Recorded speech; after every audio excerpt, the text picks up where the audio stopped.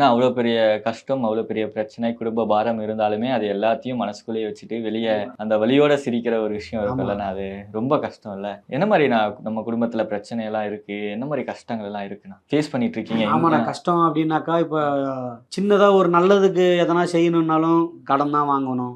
கெட்டது ஏதாவது ஒரு செய்யணும்னு சொன்னாலும், கெட்டதுக்கோ, நல்லதுக்கோ எதுக்கா இருந்தாலும் கடன உடன வாங்கி தான் செஞ்சே ஆகணும். அப்படியே கடன் அதிகமாகி குடும்பத்தில நெறைய கஷ்டம். நம்ப ஆசைப்பட்டத செய்ய முடியாம, குடும்பத்தில ஃபர்ஸ்ட்டு சரி இதுக்கப்புறம் தான் நம்ப தானே வந்து குடும்பத்த பார்த்துக்கணும் அப்படின்ற மாரி நான் ஆசைப்பட்டத நான் எதுவுமே செஞ்சது கிடையாது எனக்கு.